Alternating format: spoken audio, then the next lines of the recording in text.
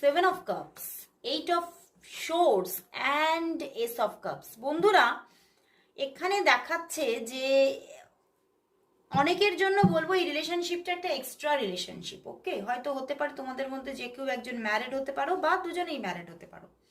তো সেখান থেকেই আসলে প্রচণ্ডভাবে একটা স্ট্রাগল সিচুয়েশন চলে আসছে এবং তোমরা দুজনেই কিন্তু সব কিছু বুঝতে পারছো, সমস্ত পরিস্থিতিটাকে বুঝতে পারছো, তবুও কোথাও যেন এই সম্পর্কটা বা এই রিলেশনটা ওয়ার্ক করছে আগামীতে।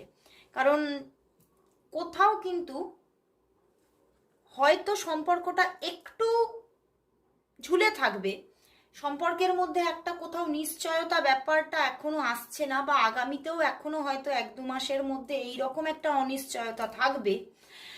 বাট তোমার দুজনের দিক থেকেই কিন্তু আবার যোগাযোগ, লাভ সিচুয়েশন এগুলো কিন্তু থাকবে। মানে কথাবার্তার মধ্যে একটা যে লাভ লুকিয়ে আছে সেটা তোমরা দুজনের তরফেই বুঝতে পারবে। কিন্তু ব্যাপারটা এখানে আরেকটা জিনিস দেখিয়ে দিচ্ছে যে সেভেন অফ কাপস, যদি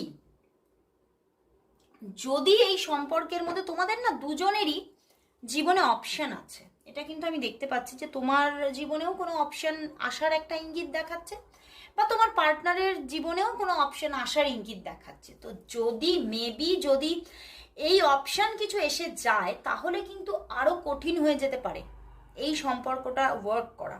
ঠিক আছে, কিন্তু যদি কোনো অপশন না আসে দুজনেরই দিকে তাহলে কিন্তু সম্পর্কটা ওয়ার্ক করে যাবে। S of cups.